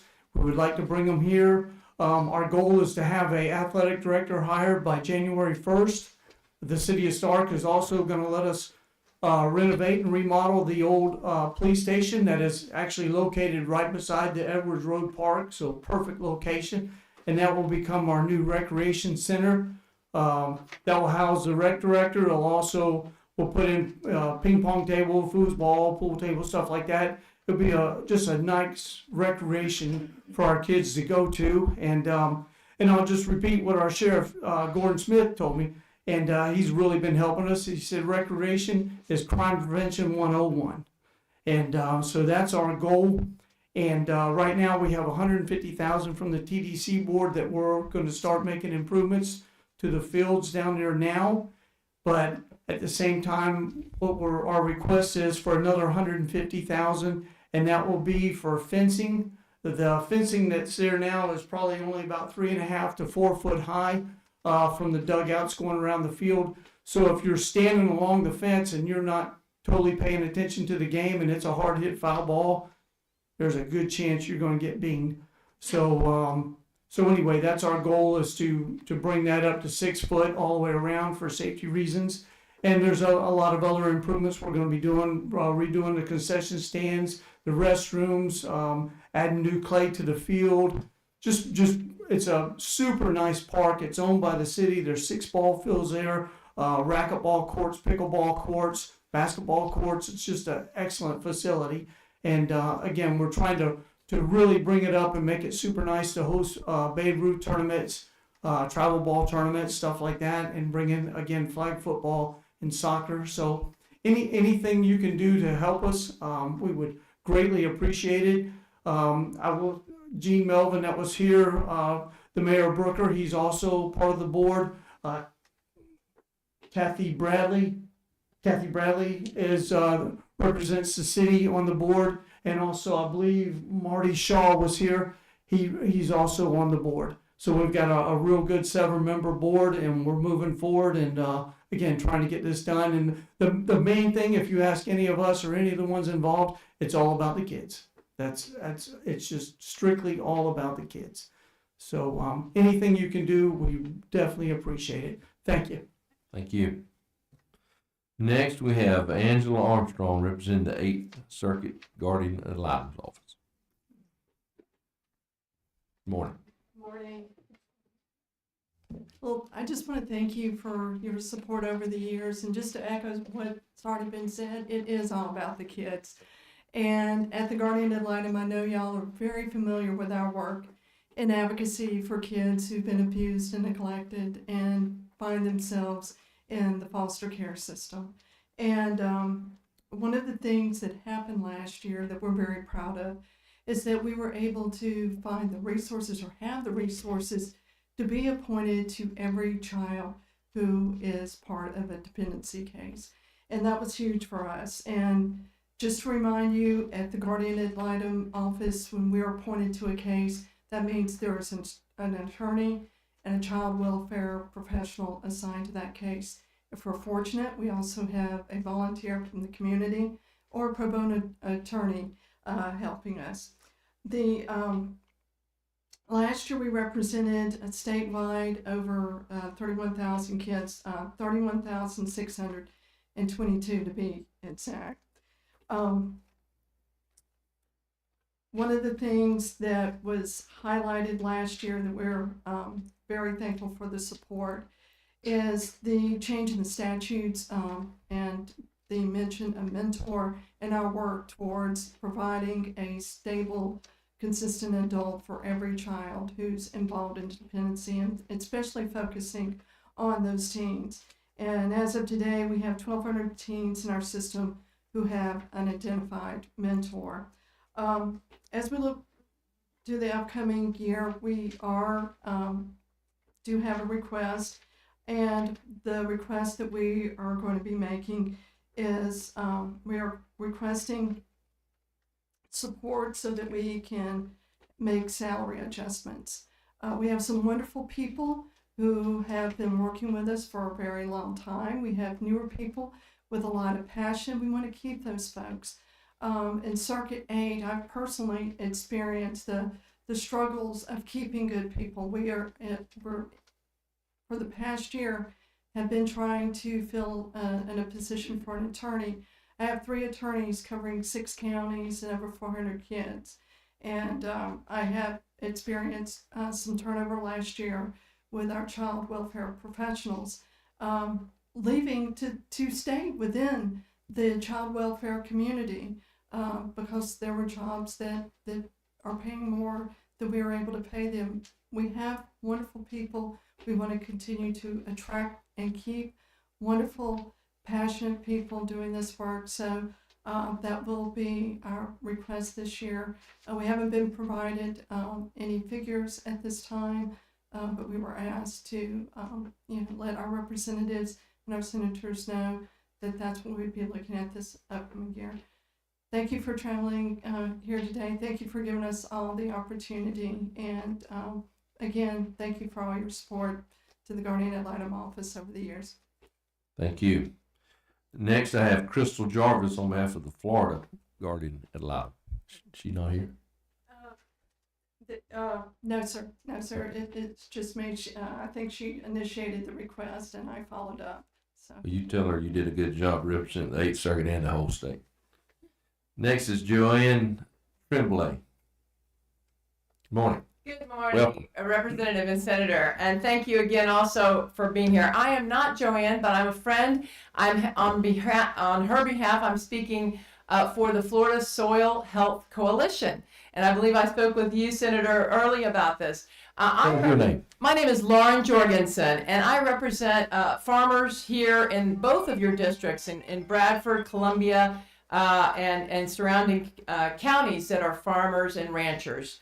And we, the Soil Health Coalition, is a small group. We're very new, but what we have come together to do, and we are gaining members every day, is to figure out how we can help the squeezed farmers, the small and medium family farmers, especially in Florida. We're based really in North Florida right now because that's where most of us are farming. But as you know, fertilizer prices are crazy. We're getting the squeeze from every angle, from the conservation community, the water quality community, to reduce nitrogen and phosphorus additives to the soil. But what we do in the Soil Health Coalition is help with workshops, with training, with education, show farmers some of the tools that we can employ so we can reduce those nitrates and phosphates and clean up our water. And not only that, but we can bring back biodiversity to our farmland. So we have small farms as small as 3 acres, as big as 5,000 acres as part of this coalition. We're working together. I just want to mention one little success. We all remember, all of us who come from Florida, right? My family goes back in Florida over 100 years. My great-grandmother was a farmer in Chattahoochee on the outside. I always have to mention that.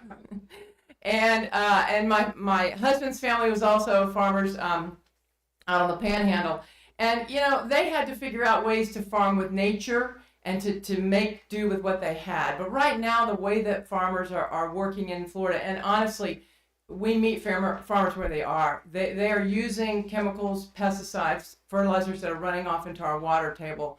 And it's because they really have gotten to the point where they have no choice. So what we want to do is try to raise awareness and bring some tools to the farming community to bring that rural renaissance that we all would love to see.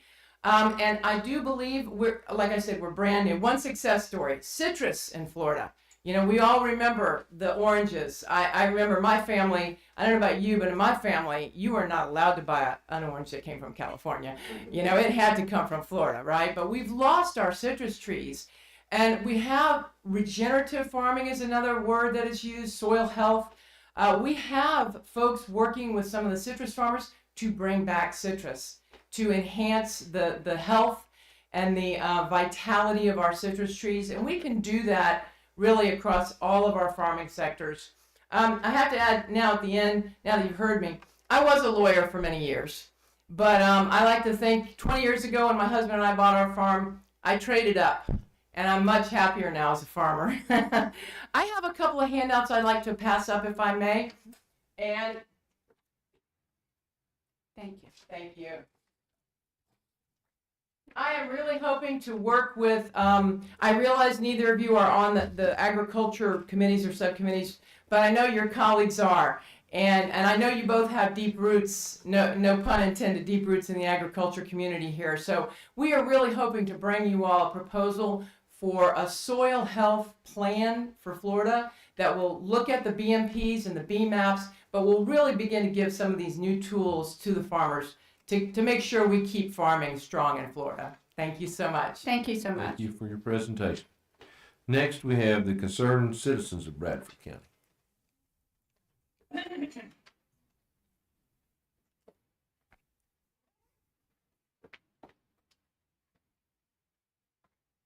Good morning. Morning. First of all, I would like to say, I like to echo what Ms. Spooner said. With the funding that we received on last year, when she called me and I looked on the internet, I did a holy dance too.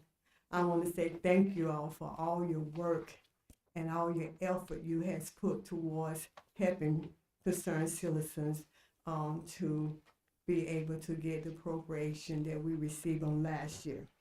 I know that Representative Brandon asked Ms. Spooner earlier about what Ms. Bradley asked what the 1.5 is for. And I'm just going to give you an outline of what we have going on. We broke this into 4 phases, which include the gymnasium that was built in 1961, and 2 classroom wings and a building. Phase 1 was secured, thank God, for the Bradford County Commissioner. They completed and gave us $500,000 of ARP money to complete the roof, the exterior part of the gymnasium. The City of Starks applied for a grant for us that was phase 2 to do the interior, which came to $700,000. That is still active. That money that has been awarded, a whole chunk of it has been expended for to remove the hazardous materials that they found in the gymnasium. That's going to cost us about $200,000 to remove, and then not counting the money that the grant writer received for just doing the grant. So all the plans that we had for the $700,000, we're not going to be close to doing what we wanted to accomplish what we want for the interior part. Thanks to you, each of you, the hard work that you did on last year in securing the appropriation that we applied for. So phase 4 is to wrap this all up. The gymnasium, the campus, and the building. We realize that the process is up. The things that we initially planned, we're not going to be able to accomplish them with what we have now. So we're asking for phase 4 to complete both the gymnasium and the campus. And that came to $1.5 million. We thank the City of Stark for their support. We thank the Bradford County Commissioner for their support. And we feel like we're part of the village. We're part of that element that's keep things going. And we ask that the City of Stark and the Bradford County Commissioner continue with us, and you all will remember us in Tallahassee. Any further questions from us? Thank you so Thank much you for all. being here. Thank you. Thank you. We'll keep working on it. Okay, I'd like to introduce my Vice Go ahead. President, Ms. Glenda Ruich. Ms. Spooner, who is the City Commissioner, she's on our board. More. We look alike. I'm sorry, let me back up. Ms. Janice Mortimer, who is on our board, and she is City Commissioner.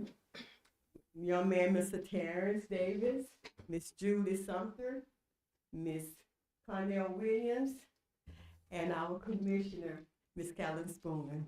And it's just a small portion of us, but we thank you all from the bottom of our heart for all you all has done. And we know, I worked in city government for 35 years. I worked in finance, and I know about funding in the different areas. And to see the work that you all have done in the past years, it just blow my mind. But we do know that we got people up there thinking about little small Bradford County, not only Stars, but little small Bradford County. And we thank you for it. And Jason has been a jewel. Thank you very much. Just one other thing, Senator Bradley, that you asked. A part of the money that's being requested for this coming appropriations period will cover the drainage concerns for all of the buildings. It's also connected to the Head Start building. So whenever we have a big flood, a big rain, those buildings, they have to put the sandbags around to protect it from coming, and it's very antiquated. So a good portion of that would be able to take care of issues such as that. Gotcha. Thank you for sharing that. Thank y'all. Thank you for what you do. Thank you, Ms. Spooner. Yes, sir. You've been up for part of a lot of projects today. And for the lady that talked about your family that worked on the outside of Chattahoochee, Ms. Spooner worked on the inside at McClinney for many years. We appreciate it. John Mercer.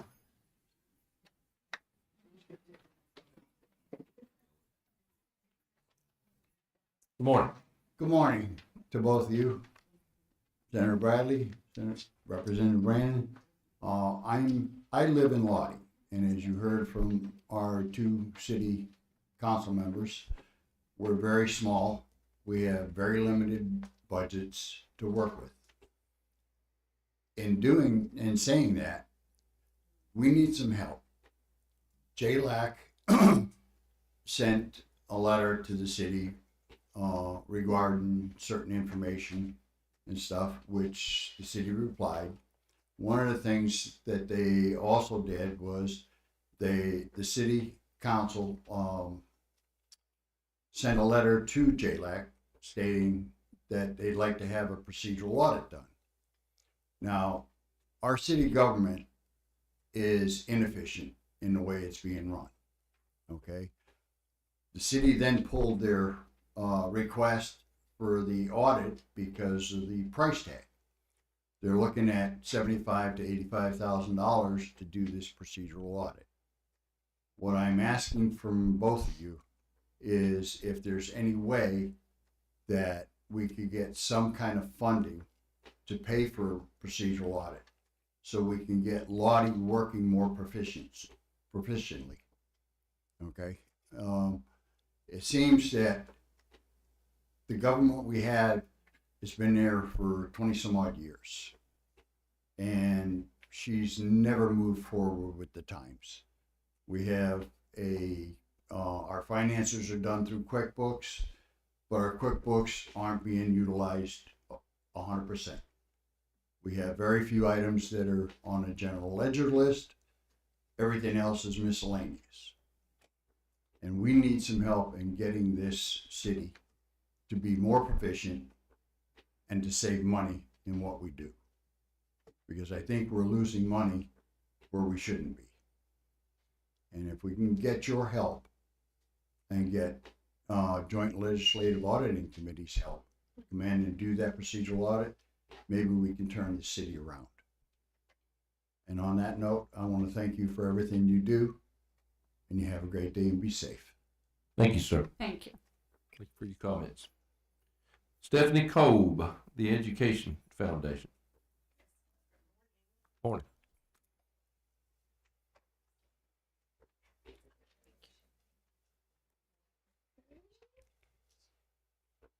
And I apologize, I don't have quite enough of these. These are hot off the presses. These are our annual reports from last year for you to review. Give you a little bit more information.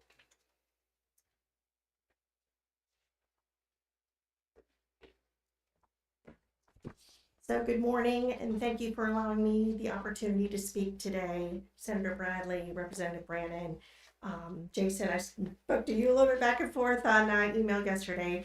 I am here representing Alachua County, actually. school-wide district. My name is Stephanie Cobb. I had the pleasure of serving as the Director of Development and Fundraising Events for the Education Foundation of Alachua County. Last year, we helped 138 high school students get $1.4 million in college financial aid, which lessened the burden of paying for a post-secondary education for 100% of those students. Some key points and core activities that the Education Foundation focuses on in Alachua County are our students, teachers, and the future. We invest in students through the Take Stock in Children program, which provides mentoring and a scholarship program. We have 300 students that are living in poverty who get a 2-year college scholarship and 6 years of mentoring as part of the Take Stock program. The scholarship donations are matched dollar for dollar by the state, and we are unique. For those of you who do not know, Florida is the only state in the United States that has the Take Stock in Children program, and we are so grateful and proud of that. We invest in teachers. We award each of our 40 district teachers of the year $500 in January at the Teacher of the Year district-wide professional celebration. We provide development initiatives annually for our teachers, totaling $140,000 in annual support, and the state provides a $70,000 match through the Florida State Legislature. We invest in our future by awarding college scholarships to make college dreams a reality for these poverty-stricken students. We award $180,000 in scholarships that are given to between 60 and 80 students through the generous support of local individuals, families, business, and civic organizations in our county. I did give each of you a copy of our annual report. Like I said, those are hot off the presses that will highlight more of our last year's accomplishments. The key to our success is being able to leverage these state funds to encourage private sector investment and classroom innovation through the School District Education Foundation Matching Grant Program. Of the $7 million in recurring funding appropriated for this school year, our Education Foundation received $71,000, which we doubled to fund opportunities like a Catalyst grant for one of our teachers, Maureen Schenkman at Santa Fe High School. To keep my time in the 4 minutes, I invite you to read. There are materials in the folders that talk about the program and what she did with her students. It is really incredible. It's hands-on learning, and their scores actually, the core of the project focused on math, science, and reading, and the scores of those students were elevated by the end of the year because of that Catalyst project. I have also enclosed a district impact summary for each of you in your folder to take a look at that tells you specifically what's happening in your districts through the foundation work. Statewide, through the Consortium of Florida Education Foundations, funding is supporting locally driven initiatives in nearly all of our state's countywide school districts. The funds are flexible, focused, and accountable. Each local project has measurable outcomes and specifically designed to address priority areas within our communities. We ask that you make this proven statewide program a priority in the pre-K through 12 education budget for 2026-27. And I thank you for your time today, and we will be in Tallahassee in January. Thank you for your hard work. I've got one quick question. Yes, sure. That just as you were discussing, Yes. what percentage of your budget goes to scholarship versus goes to resources in the classroom for teachers, whether it be through like a robotics program? What portion is in the classroom versus going to scholarship? Right. So as far as percentages, Take Stock is by far and away our largest program that we focus on in our county, and we do have a lot of students in Alachua County that are at or below poverty level. So we do our best to intake between 50 and 60 students each year into that program, in addition to the ones we're already getting through to graduate. But the senior scholarship program that we have specifically is open to any senior in Alachua County schools, including at least one charter PK Young as well as St. Francis Catholic High School. So that extends the reach outside of the public school district a little bit. The teacher catalyst grants, unfortunately, are probably the least amount of money. Those are the hardest funds to come by, as far as there's not a lot of state support for that, like there is the Take Stock program, obviously. So we do have to rely a lot more on the private sector to get grants and things like that for those funds. I gotcha. Does that answer your question? Yes, thank you. All right. Thank you so much Thank for you. the I opportunity to appreciate it. speak today. Thank you for supporting Take Stock. My wife's a Take Stock mentor and has been for several years through, I am a mentor of Take Stock also. yeah, I guess hers runs through Florida Gateway College in Lake City. Thank you. But, Thank you. she for your loves it. support. Christina McCarthy, National Association of Social Workers. Good morning, or good afternoon at this point, I think. As you can tell, Christina wasn't able to make it today, but I'm Brandon Turner, and I represent the Florida chapter of the National Association for Social Workers. Thank you for allowing me the opportunity to speak again today, and for your continued commitment to the voices of your constituents. Last session, the House showed unanimous support for the Social Work Interstate Licensure Compact, but unfortunately it did not advance in the Senate. Today, 30 states have passed this compact, yet Florida remains the only southeastern state that does not participate. Social workers are the largest providers of mental health services in the U.S., and this compact is designed to remove barriers to practice and expand access to care, especially in rural and underserved areas like Bradford County, streamline licensure across state lines, and foster collaboration between states, reinforcing the integrity of our licensure system. Without the compact, Florida is risking falling behind. We're already seeing seasoned professionals bypass Florida due to lengthy endorsement procedures and high fees. Florida currently ranks 34th in the nation for access to mental health providers. Last year in 2024, Bradford County had just one mental health provider for every 840 residents. That's over 3 times the national average. The compact could help reverse this trend. Each year, social work students graduate from programs across Florida, many completing internships right here in Bradford County. With this compact, these new professionals could stay, build careers, and serve the communities they already know and love, but without it, they face limited options and many are going to leave. We recognize that no single policy solves every challenge, and the legislature in the past has made important strides passing mobile and other endorsement pathways, and we're grateful, but they're not enough to keep pace with the national movement towards compact membership. The Florida Center for Behavioral Health Workforce, housed through USF in Tampa, has projected that by 2035, Florida will have a shortage of 3,000 to 4,000 licensed social workers in the state. The workforce is growing, but demand is growing faster. That's why we're urging both chambers to pass the Social Work Interstate Licensure Compact in the 2026 session. Doing so will strengthen Florida's workforce, attract top talent, and ensure that every community and every corner of the state have access to the care they deserve. Thank you again for your time, your leadership, and your commitment to the people of Florida. Do you have any questions? Thank you. Thank you. Appreciate you. All right. I don't see anybody else on my agenda. I don't have any more appearance cards. Is anyone we missed? By chance. Sarah Lee, come on.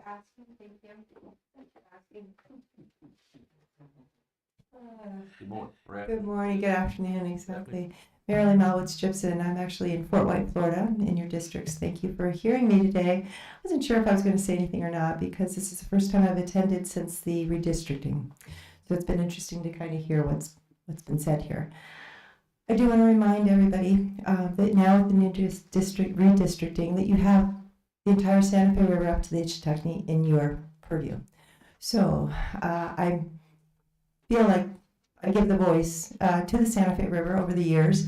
I was a long-term board member with our Santa Fe River, which I'm no longer, but I do own a recreational tourism business that gets its livelihood from the river itself. There's a lot of things I'd like to discuss. One of the most important things is because you have all of the jurisdiction around the Santa Fe River to be cognizant and concerned about runoff or rainwater associated with rain events, and also with industry or also municipality use, and releasing that untreated or semi-treated wastewater into our basin. I know there's been some movement since Irma, where the entire I-75 river, I-75 corridor at the Santa Fe River went almost underwater because of the releases that were occurring up in this region. There was an article, hopefully you got it, about Comores in the GRIST reporting. It's a very long article, very intense about what is actually occurring in our region associated with that particular industry. There are other industries, as we know, that are also releasing, and that's concerning. And then the other thing that is very important, I think, coming forward, since 2010, there's been an interest to use the treated wastewater from JEA to recharge the Santa Fe River and the springs. And so I just want to be really clear that not a big fan about using treated wastewater from JEA with PFAS and PFOs that are in this type of water that we know today. We didn't know back in 2010 that these things were in the water, but we are knowing today that a lot of things cannot be removed. And we also know that from Valdosta. I've been attending those meetings in Valdosta since they started with Florida. We are now aware that it's not just the municipality wastewater, it's other waste water that's being released during rain events that does cause pollution. So I just want to be really cognizant of the JEA water, and if it is going to be used in that way, which I really don't like, of course, but tested well tests in the region, especially around the Ichtuckney, especially around the Santa Fe River. There has been studies already proving that actually nitrates is going down. So there has been a 10-year study recently that the DEP through Aquifer Watch with Rick Copeland has been monitoring the Santa Fe River, and the nitrates are going down. You would wonder why. We had a discussion with him last night that actually rain has actually influenced our system, because we've had more rain during the previous time. Before 10 years, we had a drought, and a long-term drought. Now we have more rain in the basin, and maybe that's an influence. Of course, taking agriculture land out of ag and into housing, possibly be changing things. And actually, Alachua County has been reducing, with their Alachua County Environmental Protection Department, the fertilizer use on homes, and also water use. How much water you're using on your irrigating your grasses, and that also may have an influence.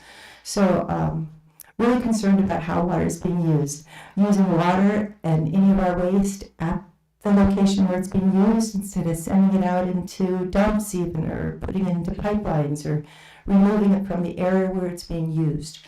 Very important that we somehow wrap Florida's use to wherever it's being used at the location. Thank you very much. I appreciate your time. Thank you. Thank you for making the trip. Okay, the only thing I have left is election of the chair, and I was chair this year, so I nominate Senator Bradley to be chair. Very good. All in favor say aye. Aye. And we'll see who our vice chair is in the future. Any closing comments? Great meeting. A lot of topics covered across a range of issues. We've got a lot of work to do, a lot of projects. We await the forms, and stand by for questions, follow up, and we look forward to another successful session. Hey Ben, I just saw you back there. Good to see you. All right, we're adjourned. We will reconvene in Lake Butler in a little bit. Thank you.